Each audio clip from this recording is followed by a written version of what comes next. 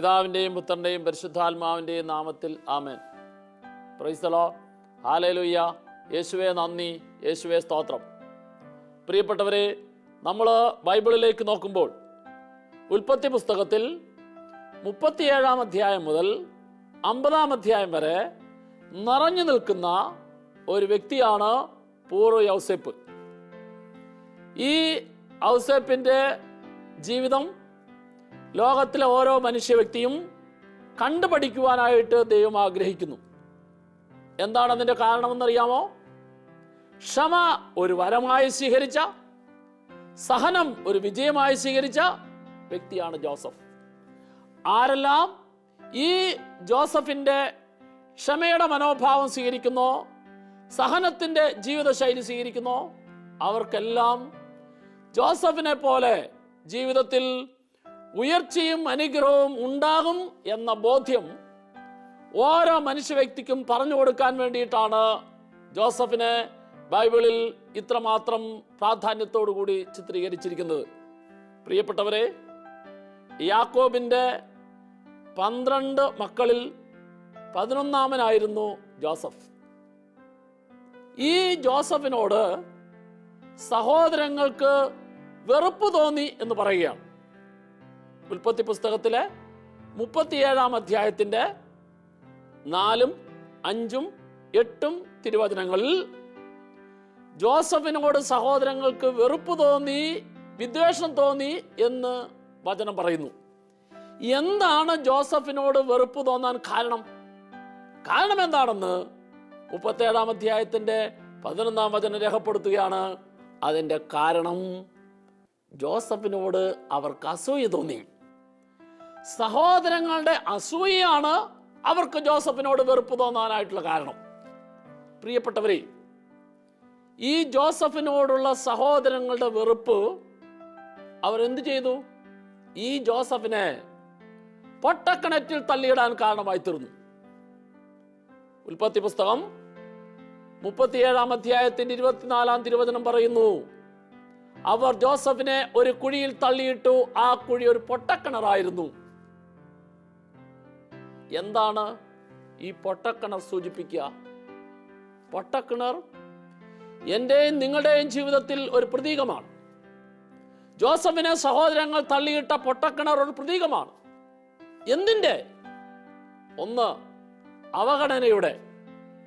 പ്രിയപ്പെട്ടവരെ, ഏതൊരു മനുഷ്യ വ്യക്തിയുടെയും ജീവിതത്തിൽ ഏറ്റവും വലിയ വേദന അവഗണനയുടെ വേദനയാണ്. ഏറ്റവും വലിയ സന്തോഷം പരിഗണനയുടെ സന്തോഷമാണ്. ജോസഫിനെ സഹോദരങ്ങൾ പൊട്ടക്കിണറ്റിൽ തള്ളിയിട്ടു എന്ന് പറഞ്ഞാൽ ആ ജോസഫിനെ അവരേറ്റവും കൂടുതൽ അവഗണിച്ചു എന്നുള്ളതാണ്. ഈ അവഗണന ജോസഫിന്റെ മനസ്സിൽ വലിയൊരു മുറിവായി മാറേണ്ടതാണ്. എന്നാൽ സഹോദരങ്ങൾ അവഗണിച്ച് അവനെ പൊട്ടക്കിണറ്റിൽ തള്ളിയിട്ടപ്പോൾ ജോസഫിന് ഒരു ബോധ്യമുണ്ടായിരുന്നു, അവർ എന്നെ തള്ളിയിട്ട ഈ പൊട്ടക്കിണറ്റിൽ നിന്ന് തന്നെ എന്നെ ദൈവം ഏറ്റവും കൂടുതൽ ഉയർത്തും. അതുകൊണ്ട് സഹോദരങ്ങൾ തന്നെ അവഗണിച്ചു പൊട്ടക്കിണറ്റിൽ തള്ളിയിട്ടപ്പോൾ സഹോദരങ്ങളുടെ അവഗണന ജോസഫിന്റെ മനസ്സിൽ ഒരു മുറിവായില്ല, മറിച്ച് ഈ അവഗണനയിൽ ദൈവം എന്നെ ഉയർത്തും എന്ന ബോധ്യം ജോസഫിന്റെ ഉള്ളിൽ നിറഞ്ഞു. പ്രിയപ്പെട്ടവരെ, സഹോദരങ്ങൾ തള്ളിയിട്ട പൊട്ടക്കിണർ, അതിൻ്റെ രണ്ടാമത്തെ അർത്ഥം, പൊട്ടക്കിണർ തള്ളിക്കളയലിന്റെ പ്രതീകമാണ്. തങ്ങളുടെ ആ സഹോദര ബന്ധത്തിൽ നിന്നും ജോസഫിനെ അവർ തള്ളിക്കളഞ്ഞു. ഏതെല്ലാം മനുഷ്യ വ്യക്തികളാണോ സ്നേഹത്തിൻ്റെയും അംഗീകാരത്തിൻ്റെയും പ്രോത്സാഹനത്തിൻ്റെയും അവസ്ഥയിൽ തള്ളിക്കളയുന്നത്, ഈ തള്ളിക്കളയപ്പെടുന്ന ഓരോ അവസ്ഥയും മനസ്സിന് മുറിവേൽക്കേണ്ടതാണ്. എന്നാൽ സഹോദരങ്ങൾ ജോസഫിനെ തള്ളിക്കളഞ്ഞപ്പോൾ ആ തള്ളിക്കളയൽ അവനിൽ ഒരു മുറിവായില്ല, മറിച്ച് അവനൊരു ബോധ്യം കിട്ടി, സഹോദരങ്ങൾ എന്നെ തള്ളിക്കളഞ്ഞെങ്കിൽ ഈ തള്ളിക്കളഞ്ഞ അവസ്ഥയിൽ ദൈവം എന്നെ ഉയർത്തും. അതുകൊണ്ടാണ് ആ തള്ളിക്കളയപ്പെട്ട അവസ്ഥയിൽ പൊട്ടക്കിണറിൽ കിടന്നപ്പോൾ അത് ഒരു തള്ളിക്കളയലിന്റെ അവസ്ഥയല്ല, ഉയർത്തലിന്റെ അവസ്ഥയാണ് എന്ന ബോധ്യത്തിലേക്ക് വരാൻ ജോസഫിന് സാധിച്ചത്.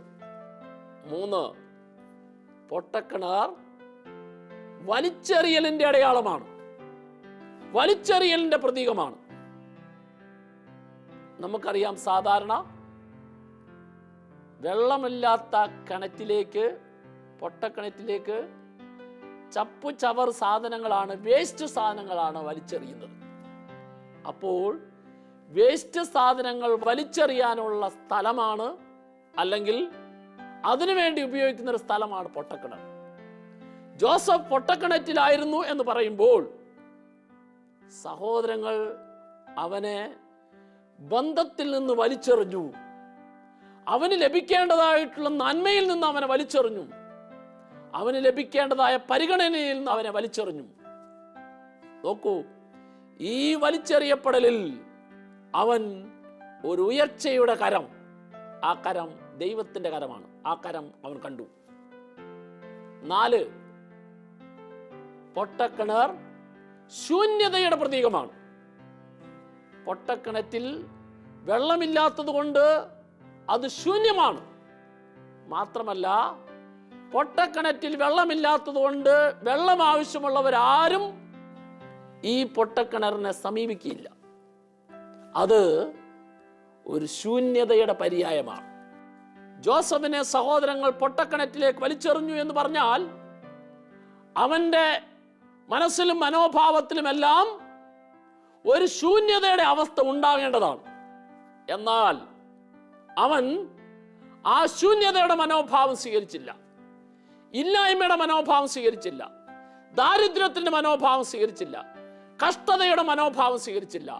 മറിച്ച് തൻ്റെ ശൂന്യതയിൽ നിറഞ്ഞു നിൽക്കുന്ന ഒരു ദൈവമുണ്ട്. സഹോദരങ്ങൾ പൊട്ടക്കിണറ്റിലേക്ക് വലിച്ചെറിഞ്ഞപ്പോൾ ഈ പൊട്ടക്കിണറ്റിന്റെ ശൂന്യതയിൽ നിന്നുകൊണ്ട് ജോസഫ് ഈ ശൂന്യതയെ മുഴുവൻ നിറയ്ക്കാൻ കഴിവുള്ള ദൈവത്തിന്റെ മുഖം, ദൈവത്തിന്റെ കരം, ദൈവത്തിന്റെ സ്നേഹം, ദൈവത്തിന്റെ ശക്തി ആ പൊട്ടക്കിണറ്റിൽ കടന്ന് ജോസഫിന് അനുഭവിക്കാൻ സാധിച്ചു. പ്രിയപ്പെട്ടവരെ, 5-മത്തത്, പൊട്ടക്കിണർ ഫലം ഇല്ലാത്തതിന്റെ പ്രതീകമാണ്.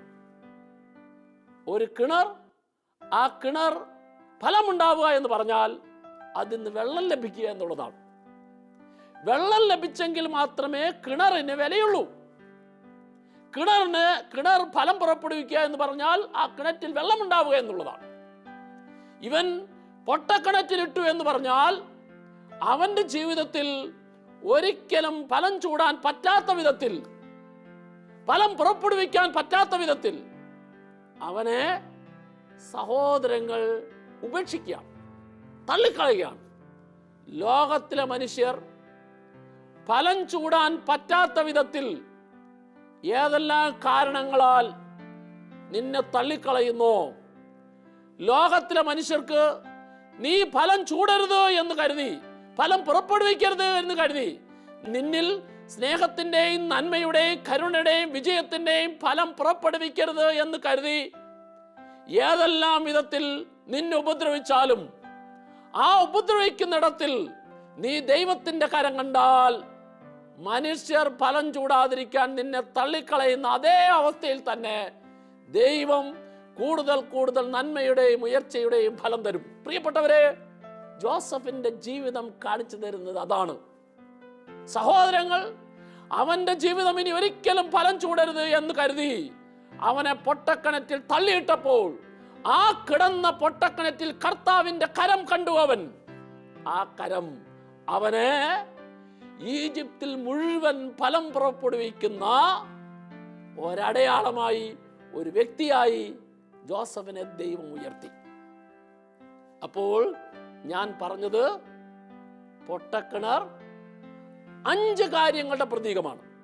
1 അവഗണനയുടെ, 2 ശൂന്യതയുടെ, 3 വലിച്ചെറിയലിന്റെ, 4 തള്ളിക്കളയലിന്റെ, 5 ഫലം പുറപ്പെടുവിക്കാത്തതിന്റെ. നോക്കൂ, ഒരു മനുഷ്യ വ്യക്തിയുടെ ജീവിതത്തിൽ ഇത്രമാത്രം തിക്താനുഭവങ്ങൾ സഹോദരങ്ങൾ നൽകിയപ്പോൾ, പ്രിയപ്പെട്ടവർ നൽകിയപ്പോൾ, സ്വന്തം ചോരയിലുള്ളവർ നൽകിയപ്പോൾ ജോസഫിന് അവരോട് വെറുപ്പ് തോന്നിയില്ല, ദേഷ്യം തോന്നിയില്ല. വചനം സാക്ഷ്യപ്പെടുത്തുകയാണ്, ക്ഷമ ഒരു വരമായി ഈ അവസ്ഥയിൽ ജോസഫ് സ്വീകരിച്ചു.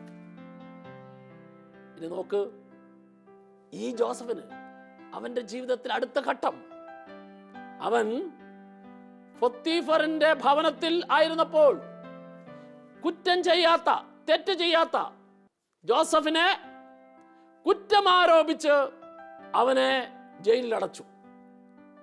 ഉൽപ്പത്തി പുസ്തകം 39-ാം അധ്യായത്തിൽ നിറഞ്ഞു നിൽക്കുന്നു ജോസഫ്. എങ്ങനെ? ചെയ്യാത്ത കുറ്റത്തിന് ജയിലിലടയ്ക്കപ്പെട്ടപ്പോൾ ആ ജയിലിൽ കിടന്നുകൊണ്ട് ജോസഫ് ദൈവത്തിന്റെ മുഖം കണ്ടു. എന്തെന്നാൽ സഹോദരങ്ങൾ, ഈ മനുഷ്യർ എന്നെ ചെയ്യാത്ത കുറ്റത്തിന് ജയിലിലടച്ചെങ്കിലും ഈ ജയിലിൽ നിന്ന് എന്റെ ദൈവത്തിന് എന്നെ ഉയർത്താനായിട്ട് സാധിക്കും. കാരാഗ്രഹത്തെ ദൈവം ഉയർത്തുന്നതിന് വേണ്ടി തന്നിരിക്കുന്ന ഒരടയാളമായി ജോസഫ് കണ്ടു. ശ്രദ്ധിക്കൂ, കാരാഗ്രഹത്തിലെ സഹനത്തിൽ ജോസഫ് വിജയം കണ്ടപ്പോൾ ആ ജോസഫിന് ദൈവത്തിന്റെ പ്രീതി സമ്പാദിക്കാൻ സാധിച്ചു. Hallelujah, hallelujah. പ്രിയപ്പെട്ടവരെ, അപ്പോൾ സഹോദരങ്ങൾ പൊട്ടക്കിണറ്റിലെറിഞ്ഞപ്പോഴും ഇസ്മായിലർക്ക് വിറ്റപ്പോഴും പൊത്തീഫറിന്റെ ഭവനത്തിൽ പീഡനമേൽക്കേണ്ടി വന്നപ്പോഴും ജയിലിൽ കിടക്കേണ്ടി വന്നപ്പോഴും അവിടെയെല്ലാം അനുഭവിച്ച ഓരോ വേദനയിലും ആ വേദനയുടെ പിന്നിൽ പ്രവർത്തിച്ച വ്യക്തികളിലും ദൈവത്തിന്റെ മുഖം കണ്ട് ജോസഫ് ക്ഷമ ഒരു വരമായി സ്വീകരിച്ചു, സഹനം ഒരു വിജയമായി സ്വീകരിച്ചു. പ്രിയപ്പെട്ടവരെ, നമ്മൾ വീണ്ടും ബൈബിളിലേക്ക് നോക്കുമ്പോൾ സഹോദരങ്ങളോട് ജോസഫ് ക്ഷമിച്ചു എന്നതിൻ്റെ അടയാളമായി ബൈബിൾ രേഖപ്പെടുത്തുന്നത് ജോസഫ് കരഞ്ഞു എന്നാണ്. മറ്റുള്ളവരെ കരയിപ്പിക്കേണ്ടവൻ സ്വയം ഇരുന്ന് കരയുന്നതാണ് ക്ഷമ. മറ്റുള്ളവരെ കരയിപ്പിക്കേണ്ടവൻ സ്വയം ഇരുന്ന് കരയുന്നു. ഇത് നിങ്ങൾ ശ്രദ്ധിക്കൂ. ഒന്നാമത്തെ ജോസഫ് കരഞ്ഞു എന്ന് ബൈബിൾ രേഖപ്പെടുത്തിയിരിക്കുന്നത് ഉൽപ്പത്തി പുസ്തകം 42-ാം അധ്യായം 24-ാം തിരുവചനം. അത് സംഭവം ഇതാണ്: ഈജിപ്തിലെ ജനം ദാരിദ്ര്യത്തിലും കഷ്ടതയിലും ഭക്ഷണമില്ലാതിരിക്കുന്നു. ഇതാ കാനാൻ ദേശത്ത് നിന്ന് ഈജിപ്തിൽ ഭക്ഷണം കൊടുക്കുന്നുണ്ട് എന്നറിഞ്ഞപ്പോൾ യാക്കോബിന്റെ 10 മക്കൾ ഈ ഈജിപ്തിലേക്ക് വരികയാണ്. അപ്പോൾ ഇതിന് നേതൃത്വം നൽകുന്നത് ഈജിപ്തിന്റെ അധിപനായി ഫറവോ നിയോഗിച്ചിരിക്കുന്നത് ജോസഫിനെയാണ്. ജോസഫിന്റെ അടുക്കലാണ് ഭക്ഷണത്തിന് വേണ്ടിയിട്ട് ഈ സഹോദരങ്ങൾ ചെല്ലുന്നത്. ജോസഫ് തിരിച്ചറിഞ്ഞു, ഇത് തന്നെ പൊട്ടക്കിണറ്റിൽ തള്ളിയിട്ട, അവിടുന്ന് എടുത്ത് ഇസ്മായിലർക്ക് വിറ്റ തങ്ങളുടെ സഹോദരങ്ങളാണ്. പ്രിയപ്പെട്ടവരെ, ഈ സഹോദരങ്ങളോട് അന്ന് ചെയ്തതായ പ്രവൃത്തിയുടെ പ്രതികാരം ജോസഫിന് ചെയ്യാമായിരുന്നു. അതിന് എല്ലാ അധികാരമുണ്ടായിരുന്നു. പക്ഷേ ക്ഷമയൊരു വരമായി സ്വീകരിച്ച ജോസഫ് ഈ സഹോദരങ്ങളെ കണ്ടപ്പോൾ, എൻ്റെ സഹോദരങ്ങള് എന്നോട് അന്ന് അങ്ങനെ ചെയ്തു പോയല്ലോ, അവർ ചെയ്തതിനെ ഓർത്ത് ജോസഫ് ഇന്ന് കരയുകയാണ്. ഉൽപ്പത്തി പുസ്തകം 42-ാം അധ്യായത്തിൽ 24-ാം തിരുവചനം. ജോസഫ് അവരുടെ അടുത്ത് നിന്ന് മാറിപ്പോയി കരഞ്ഞു. വചനം പറയുകയാണ്, സഹോദരങ്ങളെ തിരിച്ചറിഞ്ഞപ്പോൾ ആ സഹോദരങ്ങൾ തനിക്ക് എതിരെ ചെയ്തതായ കാര്യത്തിൽ ജോസഫ് അവരെ ഓർത്ത് കരഞ്ഞു. അടുത്തത് ജോസഫിന്റെ രണ്ടാമത്തെ കരച്ചിലിന്റെ ഭാഗം രേഖപ്പെടുത്തിയിരിക്കുന്നത് ഉൽപ്പത്തി പുസ്തകം 43-ാം അധ്യായം അതിൻ്റെ 30-ാം തിരുവചനമാണ്. അത് ജോസഫിന്റെ ഇളയ സഹോദരൻ യാക്കോബിന്റെ 12ാമത്തെ മകൻ ബെഞ്ചമിൻ. ഈ ബെഞ്ചമിനെ കൂട്ടിക്കൊണ്ട് വരണമെന്ന് സഹോദരങ്ങളോട് ജോസഫ് പറഞ്ഞു. അവനെ കൂട്ടിക്കൊണ്ട് വരാതെ നിങ്ങൾക്ക് ഇവിടുന്ന് പോകാൻ സാധിക്കില്ല. അങ്ങനെ ബെഞ്ചമിനെ കൂട്ടിക്കൊണ്ട് വന്നപ്പോൾ തൻ്റെ ഇളയ സഹോദരനാണ് തൻ്റെ മുമ്പിൽ നിൽക്കുന്നത് എന്ന് മനസ്സിലായ ജോസഫ് ആ സഹോദരനോട് ഇങ്ങനെ പറയുന്നു, മകനെ, ദൈവം നിന്നോട് കരുണ കാണിക്കട്ടെ. തൻ്റെ സഹോദരനെ പ്രതി ഹൃദയം തേങ്ങിയപ്പോൾ ജോസഫ് കരയാന് ഒരിടം നോക്കി കിടപ്പറയിൽ പ്രവേശിച്ച് അവൻ കരഞ്ഞു. തൻ്റെ സഹോദരനെ ഓർത്ത് ജോസഫ് കരഞ്ഞു എന്ന് വചനം രേഖപ്പെടുത്തുന്നു. പ്രിയപ്പെട്ടവരെ, ജോസഫിന്റെ 3ാമത്തെ കരച്ചിൽ അത് രേഖപ്പെടുത്തുക ഉൽപ്പത്തി പുസ്തകം 45-ാം അധ്യായം 1-ാം തിരുവചനമാണ്. അവിടെ ഈ ജോസഫിന്റെ 11 സഹോദരങ്ങളും തങ്ങളുടെ സഹോദരൻ ജോസഫ് ആണ് ഈജിപ്തിന്റെ അധിപൻ എന്ന് തിരിച്ചറിഞ്ഞപ്പോൾ, ആ തിരിച്ചറിഞ്ഞ നിമിഷങ്ങളിൽ ജോസഫിന്റെ പ്രതികരണമാണ് ഉൽപ്പത്തി 45-ന്റെ 1-ാം വചനം. അവിടെ നിന്നിരുന്ന ഈജിപ്തുകാരുടെ എല്ലാം മുമ്പിൽ വിശപ്പടക്കാൻ ജോസഫിന് കഴിഞ്ഞില്ല. അവരെല്ലാം പുറത്താക്കാൻ അവൻ ആജ്ഞാപിച്ചു. അതിനാൽ ജോസഫ് സഹോദരന്മാർക്ക് തന്നെ വെളിപ്പെടുത്തിയപ്പോൾ മറ്റാരും അടുത്തുണ്ടായിരുന്നില്ല. അടുത്ത വചനം ഇതാണ്, അവൻ ഉറക്കെ കരഞ്ഞു. ജോസഫ് തന്നെ സഹോദരന് മുമ്പിൽ വെളിപ്പെടുത്തിയപ്പോൾ അവിടെ ആരുമില്ലായിരുന്നു. ഉണ്ടായിരുന്നവരെല്ലാം മാറ്റി നിർത്തി. എന്തിനു വേണ്ടിയാണ്? ഈ സഹോദരങ്ങളെ ഓർത്തൊന്ന് കരയാൻ. മറ്റുള്ളവരെ കരയിപ്പിക്കേണ്ടവൻ സ്വയം ഇരുന്ന് കരയുന്നതാണ് ക്ഷമ. സഹോദരങ്ങൾ ചെയ്തതായ തെറ്റിന്റെ പേരിൽ സഹോദരങ്ങളോട് വെറുപ്പ് തോന്നാതെ ഈ സഹോദരങ്ങൾ ചെയ്ത പ്രവൃത്തിയെ ഓർത്ത് കരയുന്ന ജോസഫിന്റെ ആ കരച്ചിൽ അവരോടുള്ള വലിയ സ്നേഹത്തിന്റെ ഒരു അടയാളമാണ്. നിങ്ങൾ എന്നോട് അങ്ങനെയെല്ലാം ചെയ്തെങ്കിലും എനിക്ക് നിങ്ങളോട് സ്നേഹം മാത്രമേ ഉള്ളൂ, വെറുപ്പ് എൻ്റെ ഉള്ളിലില്ല എന്നതിൻ്റെ പ്രതീകമായിട്ടാണ് ജോസഫിന്റെ കരച്ചിലിനെ അവിടെ രേഖപ്പെടുത്തുക. പ്രിയപ്പെട്ടവരെ, അടുത്തത് നമ്മൾ കാണുന്നത് 50-ാം അധ്യായത്തിൽ, ഉൽപ്പത്തി പുസ്തകത്തിന്റെ 50-ാം അധ്യായത്തിന്റെ 17-ാം തിരുവചനത്തിലാണ്. ഇങ്ങനെ പറയുന്നു, അവിടെ ജോസഫിന്റെ സഹോദരങ്ങൾ ജോസഫിനോട് എല്ലാ കാര്യങ്ങളും ഉൾപ്പെടുത്തിയിട്ട്, ഞങ്ങൾ നിനക്കെതിരെ വലിയ തെറ്റാണ്, അപരാധമാണ് ചെയ്തത്. ആ സഹോദരങ്ങൾ ജോസഫിനോട് ചെയ്ത തെറ്റിനെ ഓർത്ത് ജോസഫിന്റെ മുമ്പിൽ അനുതപിച്ചപ്പോൾ, ജോസഫിന് മുമ്പിൽ വേദനയോട് ഏറ്റുപറഞ്ഞപ്പോൾ പറയുകയാണ്, അങ്ങയുടെ പിതാവിന്റെ ദൈവത്തിന്റെ ദാസന്മാരുടെ തെറ്റുകൾ പൊറുക്കണമെന്ന് ഞങ്ങൾ അപേക്ഷിക്കുന്നു. അങ്ങയുടെ പിതാവിന്റെ ദൈവത്തിന്റെ ദാസന്മാരുടെ തെറ്റുകൾ പൊറുക്കണമെന്ന് ഞങ്ങൾ അപേക്ഷിക്കുന്നു. അടുത്ത വചനം പറയുന്നു, അവർ ഇത് പറഞ്ഞപ്പോൾ ജോസഫ് കരഞ്ഞുപോയി. അവർ ഇങ്ങനെ പറഞ്ഞപ്പോൾ ജോസഫ് കരഞ്ഞുപോയി.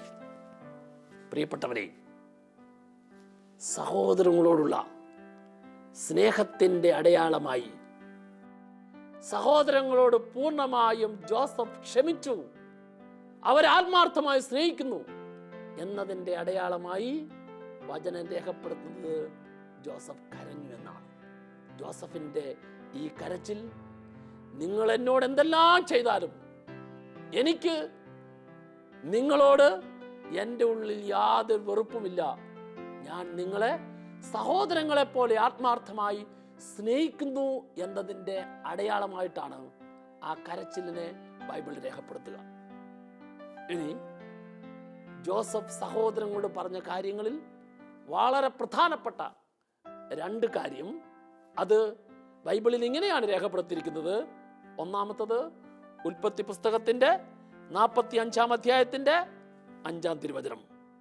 എന്നെ സഹോദരങ്ങൾ, ജോസഫിന്റെ സഹോദരങ്ങൾ, തങ്ങൾ പൊട്ടക്കിണറ്റിലെറിഞ്ഞ ഇസ്മായേലർക്ക് വിറ്റ ആ സഹോദരനാണ് തങ്ങളുടെ മുമ്പിൽ ഈ ഈജിപ്തിന്റെ അധിപനായിരിക്കുന്നത് എന്ന തിരിച്ചറിവുണ്ടായപ്പോൾ അവർക്ക് വളരെയധികം വേദനയുണ്ടായി. ഇതാ, വേദനിച്ച സഹോദരങ്ങളുടെ മുമ്പിൽ ജോസഫ് പറയുന്ന ഒരു ആശ്വാസവാക്കുണ്ട്, ജോസഫ് കൊടുക്കുന്ന ഒരു ഉറപ്പുണ്ട്. അതിതാണ്, എന്നെ നിങ്ങൾ വിറ്റതിനെ ഓർത്ത്, എന്നെ നിങ്ങൾ പൊട്ടക്കിണറ്റിൽ എറിഞ്ഞതിനെ ഓർത്ത്, എന്നെ നിങ്ങൾ കഴിഞ്ഞ നാളുകളിൽ അങ്ങനെ ചെയ്തതിനെ ഓർത്ത് നിങ്ങൾ വിഷമിക്കുകയോ വിഷാദിക്കുകയോ വേണ്ട. എന്തെന്നാൽ നിങ്ങളല്ല അങ്ങനെ ചെയ്തത്. വചനം പറയുന്നു, ജീവൻ നിലനിർത്താൻ വേണ്ടി ദൈവമാണ് എന്നെ നിങ്ങൾക്ക് മുമ്പേ ഇങ്ങോട്ട് അയച്ചത്. നിങ്ങൾ എന്നെ വിറ്റതല്ല, മറിച്ച് ദൈവം എന്നെ ഇങ്ങോട്ട് കൊണ്ടുവന്നതാണ്. എന്തിനു വേണ്ടിയിട്ട്? ജീവൻ നിലനിർത്തുന്നതിന് വേണ്ടിയിട്ട്.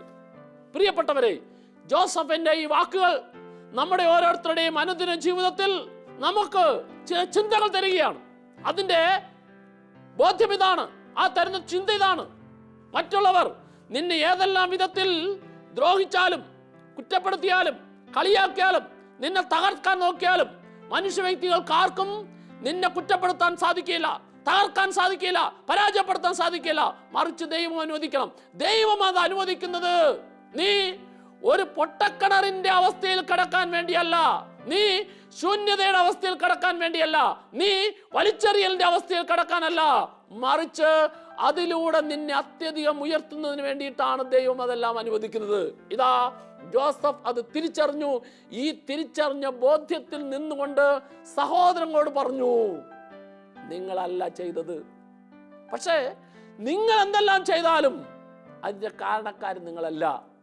ജീവൻ നിലനിർത്തുന്നതിന് വേണ്ടി ദൈവം എന്നെ ഇങ്ങോട്ട് കൊണ്ടുവന്നതാണ്. Price the Lord. പ്രിയപ്പെട്ടവരെ, ജോസഫ് പറയുന്ന രണ്ടാമത്തെ പ്രധാനപ്പെട്ട കാര്യം അത് രേഖപ്പെടുത്തിയിരിക്കുന്നത് ഉൽപ്പത്തി പുസ്തകത്തിന്റെ 50-ാം അധ്യായത്തിന്റെ 20-ാം തിരുവചനത്തിലാണ്. വചനം ഇങ്ങനെ പറയുന്നു, ജോസഫ് സഹോദരനോട് പറഞ്ഞു, നിങ്ങൾ ദ്രോഹം ചെയ്തു, പക്ഷേ നിങ്ങൾ ചെയ്ത ദ്രോഹമെല്ലാം ദൈവം അത് നന്മയാക്കി മാറ്റി. നിങ്ങൾ എനിക്ക് ഉപദ്രവം ചെയ്ത് കാണാം, പക്ഷേ നിങ്ങൾ ചെയ്ത ഉപദ്രവമെല്ലാം ദൈവം എനിക്ക് നന്മയാക്കി മാറ്റി. പ്രിയപ്പെട്ടവരെ, ജോസഫിന്റെ ജീവിതത്തെ പഠിക്കുമ്പോൾ ഒരു കാര്യം കൂടി നമ്മൾ മനസ്സിലാക്കണം. ആ മനസ്സിലാക്കേണ്ട കാര്യം, പൊട്ടക്കിണറ്റിൽ നിന്ന് പൊത്തീഫറിന്റെ ഭാര്യയുടെ കുറ്റാരോപണത്തിന്റെ ഫലമായിട്ട് ജയിലിലടച്ച ആ കാരാഗ്രഹത്തിൽ നിന്ന് ദൈവം ഉയർത്തിയവൻ ഈജിപ്തിന്റെ മുഴുവൻ അധിപനായപ്പോൾ ഈജിപ്തിന്റെ രാജാവായ ഫറവോ ജോസഫിനെ കുറിച്ച് പറഞ്ഞ രണ്ട് കാര്യം. ഒന്ന്, ഉൽപ്പത്തി പുസ്തകം 41-ാം അധ്യായത്തിന്റെ 38-ാം തിരുവചനം. ദൈവത്തിന്റെ ആത്മാവ് നിറഞ്ഞിട്ടുള്ള വ്യക്തി ഈ ജോസഫ് അല്ലാതെ വേറെ ആരെങ്കിലും കാണാൻ സാധിക്കുമോ? ഫറവോ സാക്ഷ്യപ്പെടുത്തുകയാണ്, ജോസഫിൽ ദൈവത്തിന്റെ ആത്മാവ് കുടികൊള്ളുന്ന വ്യക്തിയാണെന്ന്. ദൈവത്തിന്റെ ആത്മാവ് കുടികൊള്ളുന്ന ഒരു മനുഷ്യൻ ഇവനെ അല്ലാതെ വേറെ ആരെയെങ്കിലും നമുക്ക് കണ്ടെത്താൻ സാധിക്കുമോ? ദൈവത്തിന്റെ ആത്മാവ് കുടികൊള്ളുന്ന വ്യക്തിയായി ജോസഫിനെ ഫറവോ സാക്ഷ്യപ്പെടുത്തി. ഫറവോ സാക്ഷ്യപ്പെടുത്തിയ രണ്ടാമത്തെ കാര്യം, ഈജിപ്തിൽ ഭക്ഷണമില്ലാതെ ജനം മുഴുവൻ കഷ്ടപ്പെട്ട് ദാരിദ്ര്യവുമായി ഭക്ഷണം കഴിക്കാത്ത അവസ്ഥയുമായി രാജാവിന്റെ അടുക്കലേക്ക് ചെന്നപ്പോൾ രാജാവ് ജനത്തോട് പറഞ്ഞൊരു കാര്യമുണ്ട്. ഉൽപ്പത്തി പുസ്തകം 41-ാം അധ്യായത്തിന്റെ 55-ാം തിരുവചനം. ഫറവോ ജനത്തോട് പറഞ്ഞു, ജോസഫിന്റെ അടുക്കലേക്ക് ചെല്ലുക, ജോസഫ് പറയുന്നത് പോലെ കേൾക്കുക. ജോസഫിന്റെ അടുക്കലേക്ക് ചെല്ലുക, ജോസഫ് പറയുന്നത് പോലെ കേൾക്കുക. നിങ്ങളുടെ ദാരിദ്ര്യം മാറും, നിങ്ങളുടെ കഷ്ടത മാറും, നിങ്ങൾക്ക് സമൃദ്ധി കിട്ടും, നിങ്ങൾക്ക് സന്തോഷം കിട്ടും. പ്രിയപ്പെട്ടവരെ, ഫറവോയുടെ ആ വാക്ക് എന്റെയും നിങ്ങളുടെയും മുമ്പിൽ ദൈവത്തിന്റെ പരിശുദ്ധാത്മാവ് പറഞ്ഞു തരുന്ന ഒരു വലിയ കാര്യമുണ്ട്. ഞാനും നിങ്ങളും നമ്മുടെ ജീവിതത്തിലൂടെ മറ്റുള്ളവരുടെ കഷ്ടത മാറ്റുന്ന, വേദന മാറ്റുന്ന, നൊമ്പരം മാറ്റുന്ന, ആശ്വാസം നൽകുന്ന വ്യക്തിയായി മാറണമെങ്കിൽ ജോസഫിനെ പോലെ ക്ഷമ ഒരു വരമായി, സഹനം ഒരു വിജയമായി സ്വീകരിക്കാൻ തയ്യാറാകണം. ഇത് നമ്മുടെ ജീവിതത്തിൽ ഓരോ ദിവസവും ഉണ്ടാകും. അവിടെയെല്ലാം ദൈവത്തിൻ്റെ മുഖം കണ്ട് ജോസഫിനെ പോലെ ജീവിതം പ്രകാശിപ്പിക്കാൻ സാധിച്ചാൽ നിന്നിലൂടെ നിന്റെ കുടുംബത്തെ ദൈവത്തിന് അനുഗ്രഹിക്കാൻ സാധിക്കും. നിന്നിലൂടെ നിന്റെ ജോലി മേഖലയെ ദൈവത്തിന് അനുഗ്രഹിക്കാൻ സാധിക്കും. നിന്നിലൂടെ നിന്റെ പ്രവർത്തന മേഖലകളെല്ലാം ദൈവത്തിന് അനുഗ്രഹിക്കാൻ സാധിക്കും. ഈ അനുഗ്രഹം ഒരു വരമായി കിട്ടാൻ വേണ്ടി നീ ആഗ്രഹിക്കൂ. ഒരു നിമിഷം കരങ്ങൾ കൂപ്പി കണ്ണടച്ച് ജോസഫിൻ്റെ ജീവിത മാതൃക എൻ്റെ ജീവിതത്തിൽ സ്വീകരിക്കാൻ എനിക്ക് സാധിക്കണം. ജീവിതത്തിൽ വലിച്ചെറിയപ്പെടുന്ന, അവഗണിക്കപ്പെടുന്ന, തള്ളിക്കളയപ്പെടുന്ന, കുറ്റപ്പെടുത്തുന്ന, മുറിവേൽപ്പിക്കപ്പെടുന്ന സന്ദർഭവും സാഹചര്യം വ്യക്തികളെല്ലാം ഉണ്ടാകും. കർത്താവേ, അവരിലേക്ക് നോക്കി അവരാണ് കാരണക്കാരെന്ന് ചിന്തിച്ച് മനസ്സുമടുക്കാതെ അത്തരത്തിലുള്ള സന്ദർഭങ്ങളിലും സാഹചര്യങ്ങളിലും സംഭവിക്കുന്ന എല്ലാ കാര്യങ്ങളെയും നിന്റെ കരങ്ങളിലേക്ക് സമർപ്പിച്ച് അതെല്ലാം എന്നെ ഉയർത്താൻ വേണ്ടിയാണ് എന്ന മനോഭാവം എൻ്റെ ഉള്ളിൽ നിറയ്ക്കുവാൻ എന്നെ സഹായിക്കണമേ. പരിശുദ്ധാത്മാവേ, ഓരോ നിമിഷവും ഈ ബോധ്യം എനിക്ക് തരണമേ.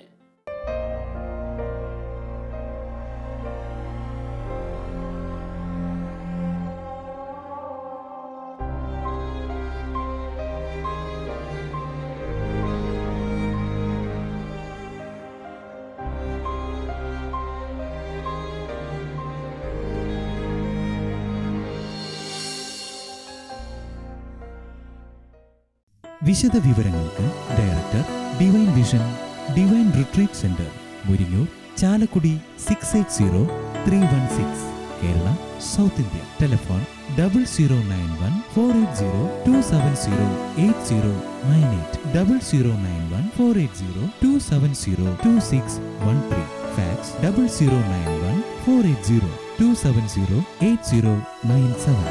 Email mail.divinetv@gmail.com. Website www.drcm.org.